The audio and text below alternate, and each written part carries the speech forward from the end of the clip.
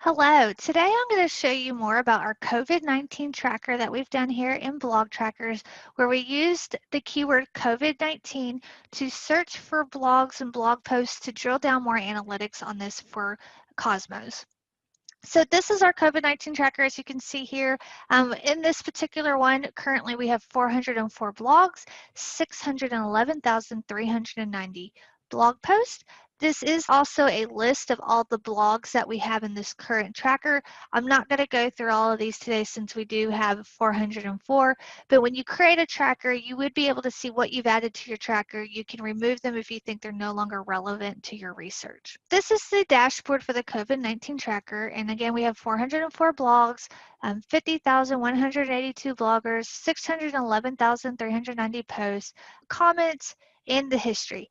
Now note something on the history. The date on this for the most current post we have is November 7th, 2020. Today is actually November 3rd, 2020, and the reason for that history is because somebody has posted a blog in the future, and when we crawled it, that's the date on that blog. So that's why you're going to see this. The same thing with this first date. There's been a blog post out there that somebody actually put the year 100. You can go up here and customize your report and narrow it down to a time period. So for example, right now we're on January 1st, 2000 to November 7th, 2020 of all the data that we have in our database. I know that COVID-19 started about December and then currently. So I've gone through and narrowed this down to these dates from December 1st, 2019 to November 3rd, just to show you the differences between all the data and then narrowing it down. So going to the posting frequency page, I'm going to see all my bloggers here on this nav to the left that I can go through, and I can also search them. And then I'm going to see the posting trend for that particular blogger. So before it was news, is actually posting more in 2020 than they were in 2019. The overall sentiment is positive. The most used keyword for this particular blogger is people, and posting location is US. If I look at the keyword trend here, so here's that people, and I can see time, and there's different things. If you want to look at the keywords for the posting trend, and if I scroll down, I can actually view the blogs here in the actual dashboard. If you want to open it and view post, it'll actually take you to the original blog post. But I like that you can go in here, you can view it without having to leave the actual application. You can also search, but this is all the blog posts for this blogger. And I'm going to scroll up and I'm going to switch it, and I want to scroll down, and let's say I'm going to pick Greg for this blogger, and it's going to change the information. So the great thing about the posting frequency page is that I can select multiple and compare what they've done. So I've selected Greg, and so now I actually have two bloggers. So I have the first one before it was news and Greg, and I can compare the two on this trend line to see who's posting more. And as you can see, the first one on this blogger list is going to be the blogger that's posts the most, all the way down to the least. But now I can narrow down and kind of compare the two. I can see what the keywords were and then view all of the blog posts for both. So this is a great way for me to look at my tracker and see the posting frequency if I'm trying to find something out particular about a blogger. So if I go back to the main dashboard and I scroll down below posting frequency, now I'm going to go to that keyword trends here. So keyword trends, the bigger the word, the more that it was used. So you're going to see people, time, story, work, and I'm going to do a keyword trend analysis now on my tracker. So this is the keyword trend dashboard. And as you can see from my tracker, I have all the keywords. The most used keyword is on the top, and the least is at the very bottom. And I can see the keyword trend for the different years. So looking here, we had 74,111, and then for 2020, this keyword was 141,690. This people is mentioned in 347 blogs. Here's the count, how many posts it was mentioned in the top posts in the US. I can also go through and see which post and how many times that keyword appeared in the post. For example, this first one is the highest, which is 29, and here's the post, and it highlights where it's actually used in the text if you're wanting to quickly skim through without reading the whole article. But every keyword you have is highlighted here, so people is highlighted. And then I can also see here that advertisement, the frequency it was used, the post count, and also the blog count. And scroll down. This is in alphabetical order, so people is actually right here. So just quickly glancing through, I can see that I can click more than one keyword and the graph will compare it. So you can click multiple. So I can kind of see, well, story here is not as a big curve from where people was for 2019 to 2020, where story is actually a little bit less, but more leveled out on the trend graph. I can also click a point. So for example, if I wanted to see people for 2020, this is going to narrow down the analytics dashboard to that date, 2020. So now, as you can see, I actually had 2 people in story because I have 2 selected, and the year is 2020, and that's going to change the data that I can go through and look at for this particular keywords. Going back to the dashboard, the next thing we're going to look at is the sentiment analysis. So just a quick overview here on the sentiment. I have more negative, so about 56.82% to positive 43.18%. So most of this in my tracker currently is negative sentiment, but I want to deep dive more into the sentiment analysis of this tracker. So on this sentiment analysis dashboard, you can see here for 2019, there was more negative, which we saw on that first pie chart, and then I have my positive here. So here you're going to see the positive and negative sentiment of the post.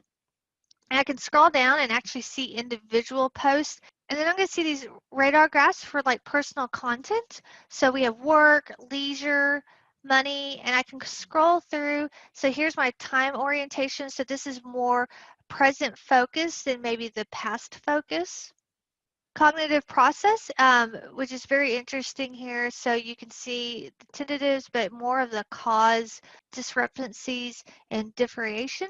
Summary variable, analytical thinking. So these are really great radar charts to deep dive more into these particular posts. And then sentiment emotion here, anger, negative.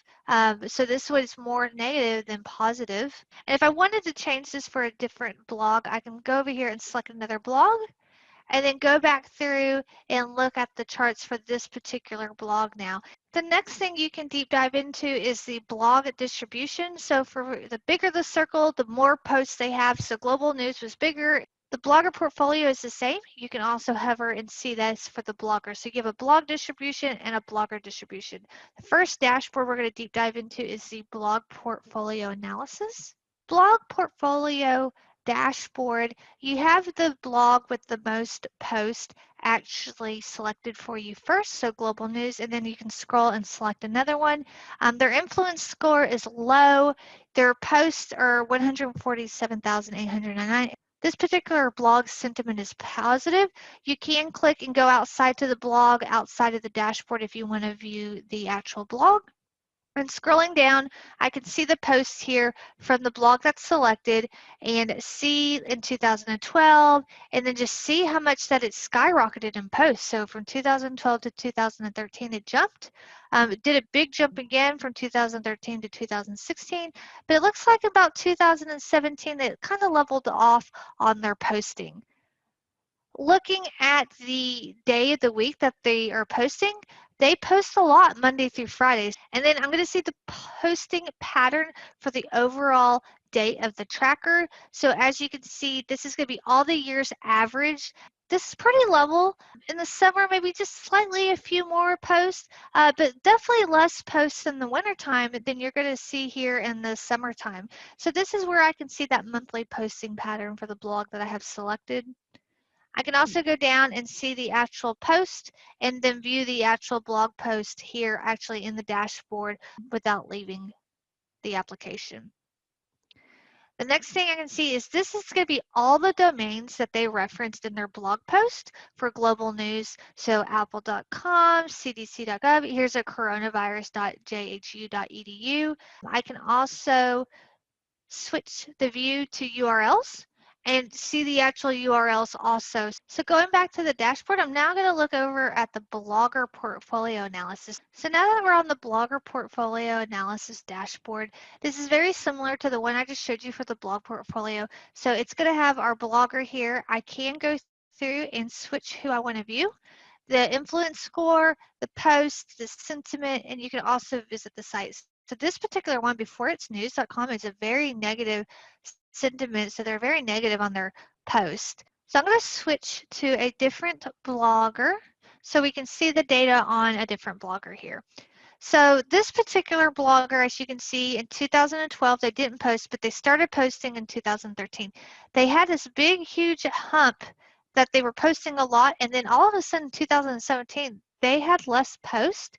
And then in 2019, it's kind of leveled out from 2018 and 19. Same thing here. This particular one looks like they post a lot Monday through Friday, but they're also posting a lot on Saturday, Sunday. So this is a full-time thing for them. It looks like even on the weekend, but not as quite as much. The monthly posting pattern, they post more here in the summertime. So remember, this is the average of every year that we have data for by month. And even in the winter, they drop some here in the winter months. So they do a lot more posting in the summertime, which is really interesting because we saw that kind of the same thing on the blog dashboard. Now I'm back on the main dashboard, and I can see here for influence, I have blogs. So these are the ones that are the most influential, and I can toggle that and actually look at the bloggers that were the most influential. I want to go and deep dive more into the influence analysis. So now I'm on the influence analysis dashboard, and as you can see, I have my top bloggers here. I can search. I can also select multiple if I want to compare them. So I'm going to stick on this Katie Baker because she's very influential, and kind of just see. So in 2015, and then her influence score here, and then all of a sudden it dropped. So her influence score here is medium on total posts of 13, and how many comments she had. We also see here for the keywords, Robbins, massage, news, BuzzFeed were the top keywords for this particular blogger. And then next we have this blogger tracker versus influence. Now, Katie is actually this dot over here, so her influence and activity, but you're also going to see her compared to other ones in the tracker. So here's the blogger Andrew Russell. I can scroll down and view the posts and actually view the posts outside with the original post and actually read the post here in the web application. So this is all the details that we have currently on our influence analysis dashboard. Next on the main dashboard, we're going to see topic modeling. This is a new feature coming to BlogTracker soon. And if you go further down the dashboard, the next is going to be the cluster analysis. And on cluster analysis, if you hover the clusters, it's going to give you the different words that are in the cluster. For example, cluster 1 is story, continues, advertisement and year. Cluster 6 is people, story, continues, and advertisement. And if you hover over each one, you'll see the different words that are in that cluster. So I'm going to deep dive into the cluster analysis dashboard. So the cluster analysis dashboard is these individual clusters of these words. So cluster 1 again is story, continues, advertisement, year, people, time, years, news, police, and Toronto. And if I hover over cluster 2, you're going to see those words change. Currently, I have cluster 1 selected, and it's going to tell me the blog distribution, how many bloggers actually mentioned it, how many posts these were mentioned, and the top posting in the US. So this is, remember, this is the cluster of those terms. If you scroll down, you're going to get a word cloud of that cluster for the keywords. So now I'm going to go over here to this cluster common terms. And for example, let's say this cluster 6. So there's 69 terms from cluster 6 that are actually in cluster 1. So I can go through and look at cluster 7. There's 47 terms from cluster 1 that's actually in the cluster 1 of those terms. If I scroll down, I can look at the actual blogs and view the blog wording in the application. Next on the dashboard, you're going to see this narrative analysis. This is actually a new feature that we are working on, which will be coming very soon. So I'm going to skip over that. I'm going to go down to the last part of the dashboard, which is the list of top domains in my tracker. And I can switch this to URLs if I want to see the top list of URLs and the frequency. That's the end of the demo for our COVID-19 tracker. Thank you for watching this today, and look for other videos we have coming out on the different use cases and tutorials of how to use blog trackers.